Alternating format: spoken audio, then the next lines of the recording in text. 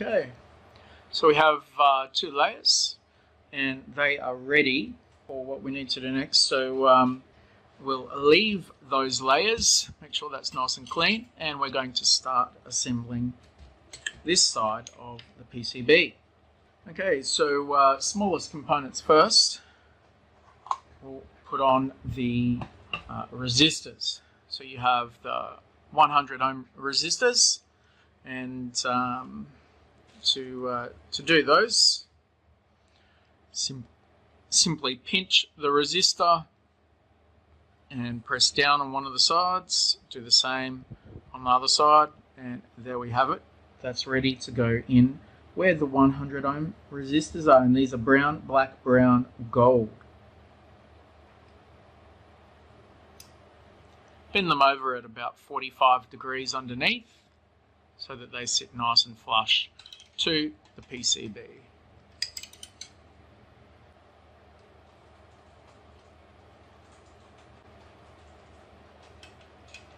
These are non-polarized, so they can go in either way.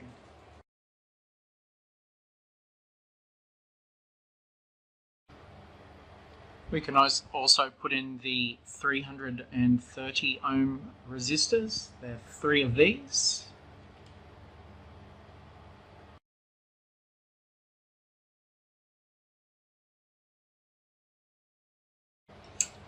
And our 1 meg resistor.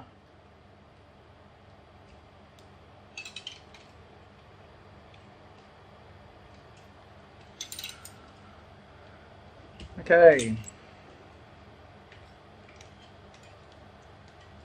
let's solder our resistors.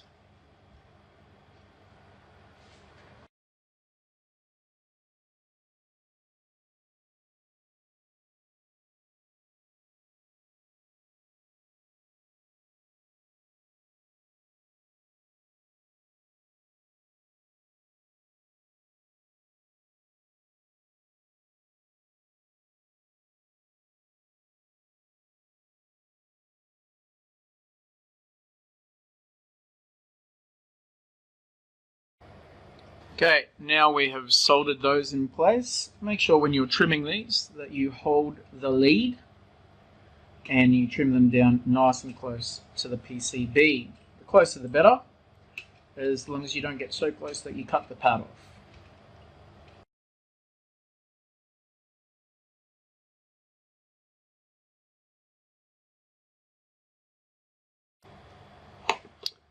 So that's our resistors done.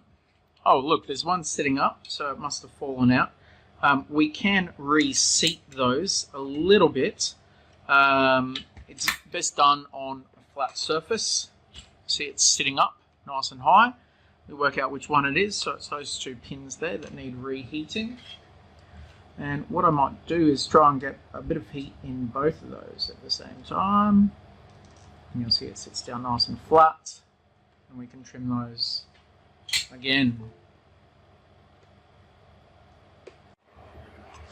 So now we have all those resistors on. We're going to look at the next lowest component, and it's either going to be the programming socket or the IC socket or the monolithic capacitor. Well, let's do the programming socket, monolithic, and then the IC socket. So we can get those ready. Now this programming socket does like to fall out, so it's a nice idea if we just bend that ground pin back, which is the end one. I don't know if you can see that. If you need to, get your side cutters. This one here bends quite easily, and with that pin bent over, it shouldn't fall out as easily. Monolithic is non-polarized, so it can go either way. It should have the number 105 on it, or sometimes these will just have the number 1 because it's actually 1 UF, okay, 1 microfarad. So we can bend those over about 45 thereabouts degrees. We have our IC socket. IC socket has a notch that should match the notch on the printed circuit board. We should also make sure that all of the pins go through the holes. If they don't align correctly, they could have been a little bit bent in transport. Make sure all of those 14 pins stick through and that none of them fall over and get squashed underneath the IC socket. Very important. How do we make this one stay in? Well, simply bend over opposite corners. So just 2 pins, that pin, and maybe that one, pin number 1, the square one. And with those bent over, it shouldn't fall out again. So we've got those 3 in place. Let's solder.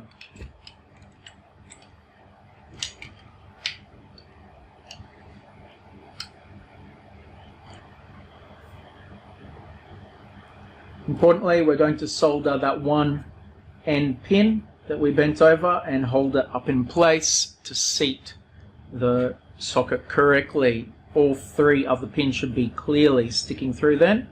And we're going to just put a bit of solder on those. Now we do the monolithic capacitor. A bit hard for me to see at this angle, but let's solder the IC socket. Once again, we can solder opposite corners first, just to make sure that all the pins are seated correctly, sticking through.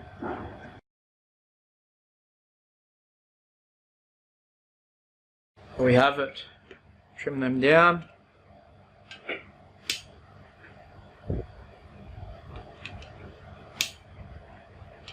Even these ones.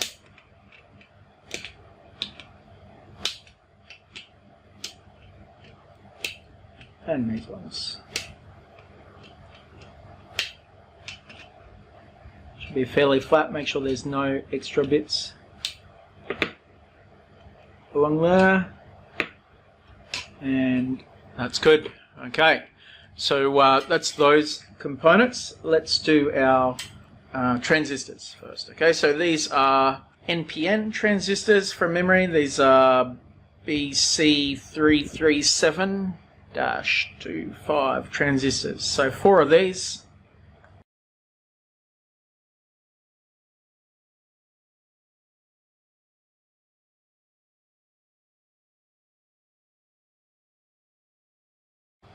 Okay, so we'll align those, make sure you get the transistor in correctly,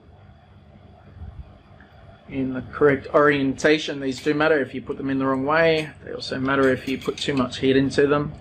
Mind you, I'm running my soldering iron, if you would like to know, at 360 degrees. Now you only need 250 to solder components, but gee, they solder faster at 360 degrees, and we have nice temperature controlled soldering stations. If you're interested, for about $120 plus GST. So let us know if you're having trouble soldering, because we've got what you need here at PicoKit. Let's solder those in place.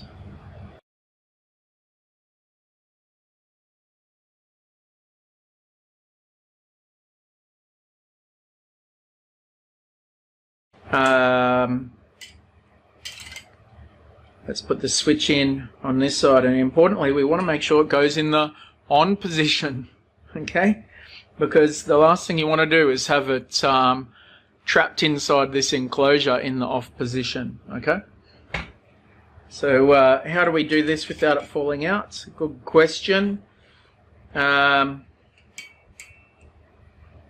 We could bend over one of those, I guess. We'll stop it falling out. We can solder that one pin and put some pressure on the back just to seat it correctly. Okay. Once that's seated, do the opposite end and do the middle. Okay, that's our on-off switch. Ah, that didn't sit correctly at all. I really bodged that one up. Okay, so to reheat and reseat, we would need to do all 3 pins. I wonder why they were on an angle. Probably when I bent that one pin over. was trouble for us. So let's, without burning our fingers, try to reheat and reseat those. There we go. Kind of what happened the first time. That's pretty good. Okay, and the battery box. Okay, so you've got 2 holes here. Now you want your wires to come out the bottom on this one, so it's a little bit different. We're going to solder on the back, okay? So that's fine. So we'll bring those wires down that way, and then we'll poke them. So both wires through the one hole, both wires through the other hole, and then we are going to do the red in V+,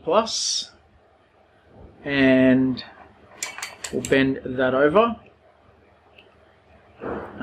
not in the direction of the other pad. Okay, so and then we'll do the ground. Ground is our black wire. Bend that over too. So we've got those 2. Solder those in place.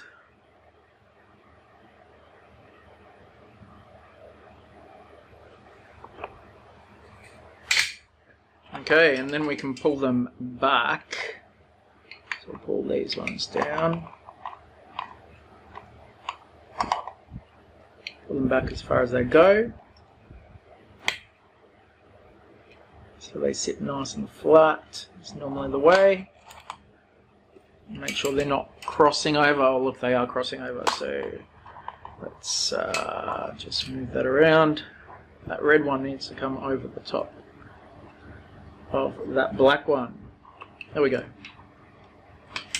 We want those to sit nice and close because that's going to be a bit of a get in the way a little bit of the pieces. It's over the top there. So the flatter you can get those, the better, even if you squash them a little bit. Okay, that's good. So we've got that. Now one thing I like to do with these wires is twist them. Okay, so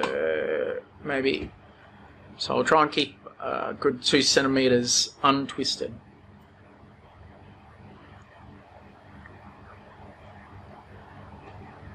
That's twisted. There we go. Twist, twist, twist. Very good. So that's almost ready to go. We just have to put our LEDs in.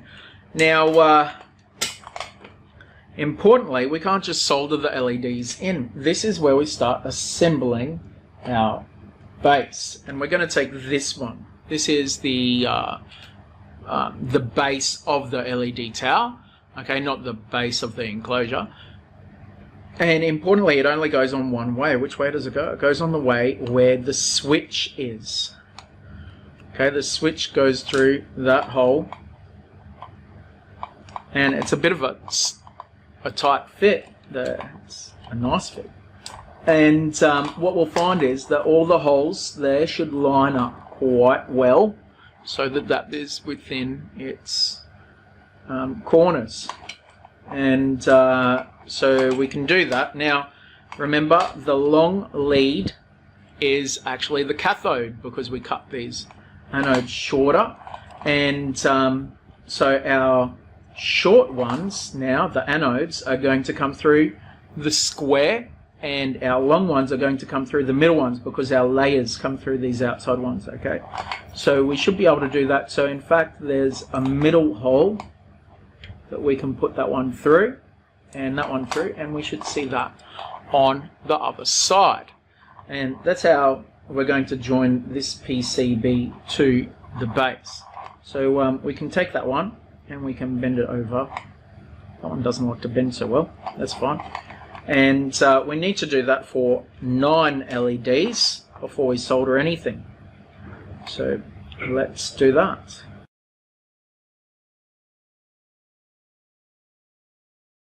This one here, okay, once again we want the anode, which is the short one that we trim down, and this through the middle. So it's going slightly in the opposite direction. like so. That's correct.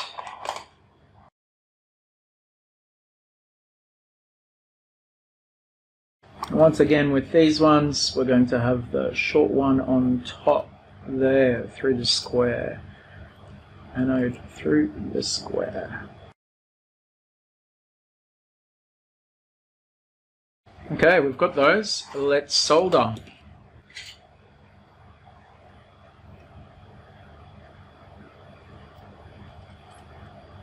Importantly, don't close up any of the holes that are meant to be open.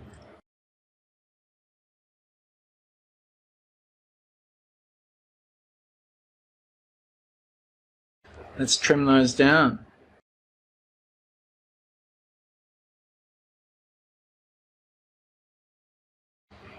We have it. Our first layer is done. Now make sure they're all seated nicely. I can see a couple that are sort of sticking up. If you need to, like I will do now, I will go and seat those a little bit better by heating up both and snapping them in to place, making sure that you're not getting solder on those holes, okay?